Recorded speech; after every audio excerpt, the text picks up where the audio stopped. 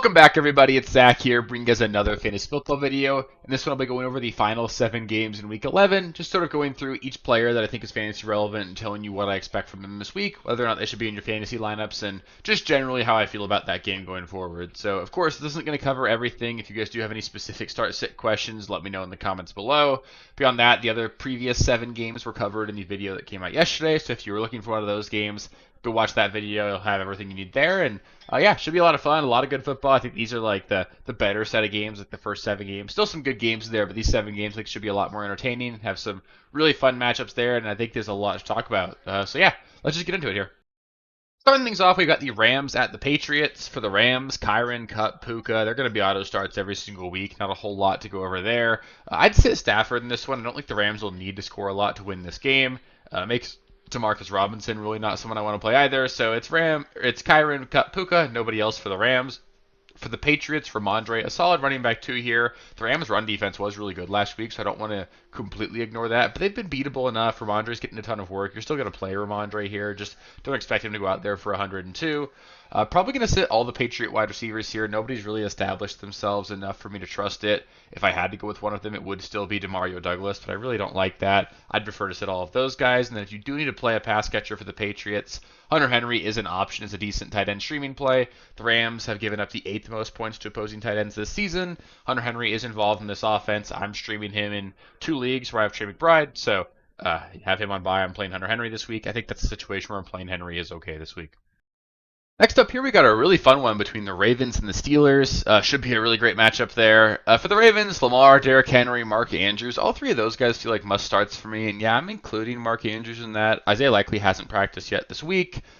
Mark Andrews has been a great touchdown scorer. He's got touchdowns in 4 of the last 5 games. Without Isaiah Likely, you can expect to see an increased target and snap share there as well. So I'd be playing Mark Andrews in this one. Not like a top 3 play by any means, but still feel like Mark Andrews is like a solid top 7 tight end this week and a guy that I would be looking to get in my lineups.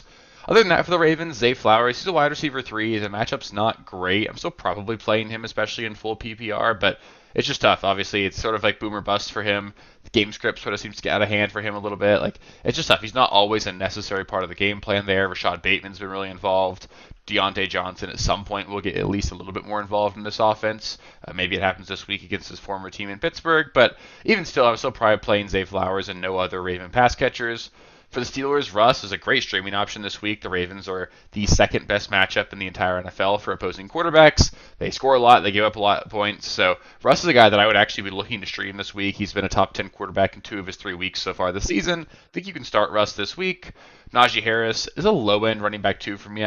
You don't have to play him by any means. He's a perfectly fine play, but it's a bad matchup here for the Ravens. They're basically a pass funnel. You can't run on them, but you can throw on them. So it makes Warren maybe a little bit more interesting. We saw that the Ravens gave up 9 receptions to Chase Brown last week. So Warren could be a sneaky deeper league play, but in general, I'd just be looking to play neither one of them. George Pickens, he's an absolute must-start. You're playing him for sure. He could easily be a top 5 wide receiver this week. And then probably not going to play any other Steelers. Like Pat Freiermuth could get involved, could do some stuff there, but I wouldn't expect a big game out of him. Mike Williams is probably the other wide receiver I would consider if I had to, but you're really, really banking on a big play there, and I just prefer not to go there. Next, we got a game between the Seahawks and the 49ers in San Francisco. I'll be at this game this week. I got some tickets from work, so that'll be fun. But Kenneth Walker, DK Metcalf, they need to be in lineups here, so you're definitely playing both those guys. That's assuming that DK does suit up, but all signs are pointing towards him playing this week. I think you can play JSN if you want to as well. Kind of scary. Obviously, he hasn't been as involved with DK Metcalf in the lineup, but they did just come out of the bye. He just put up pretty much a career game 2 weeks ago, so I think they'll make an effort to get him more involved. This offense kind of has to carry this team going forward, so I think you can play JSN. I'm not going to play Geno Smith or Tyler Lockett, though. The Niners defense is pretty solid, and it's too tough to trust either of those guys. For the Niners, Brock Purdy, a fantastic streaming option. I'd be looking to get him in my lineup.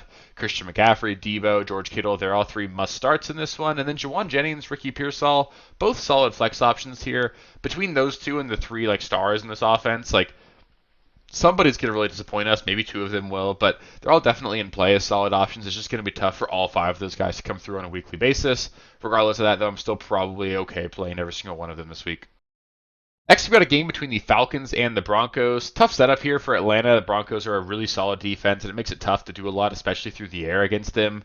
That being said, Bijan Robinson absolutely a must start. Kyle Pitts, pretty great start here as well. The Broncos are a little bit soft against opposing tight ends, even though their corners are elite. Like they don't really give it up to opposing wide receivers, but the middle of the field is generally open there for the tight end position. So Kyle Pitts would be in my lineup for sure.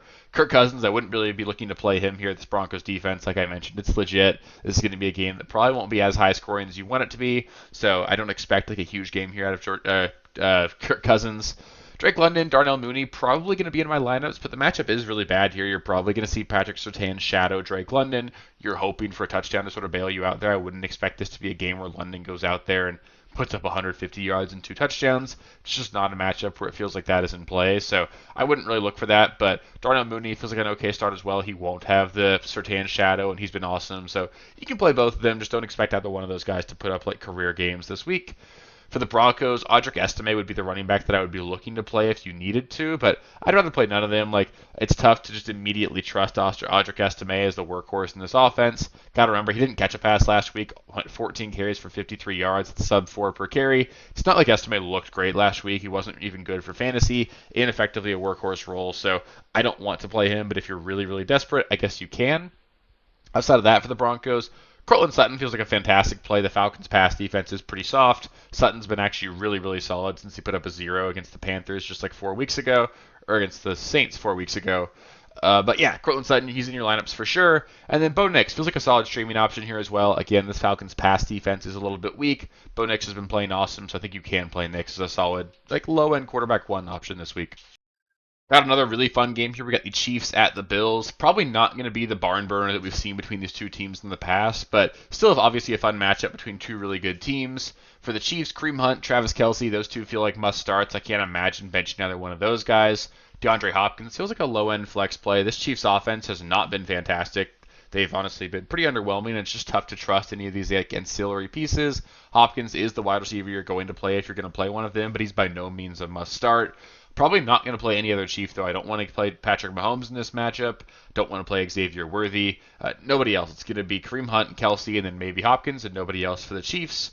For the Bills, they're banged up. They're not going to have Keon Coleman in all likelihood here. Amari Cooper said he's trending towards playing, but hasn't practiced yet this week, so that's not exactly a resounding level of excitement that I would have for him. Dalton Kincaid also hasn't practiced yet this week. I bet they don't have him. So if I had to bet, I bet you'll have Amari Cooper and Khalil Shakir out there, and probably not going to have Coleman and Dalton Kincaid. Regardless of that, Josh Allen, he's a must start, as is James Cook. Not a great matchup here for James Cook against the Chiefs, but he's been so good, I can't imagine sitting him, although it's just been a little bit annoying seeing how involved both Ty Johnson and Ray Davis are.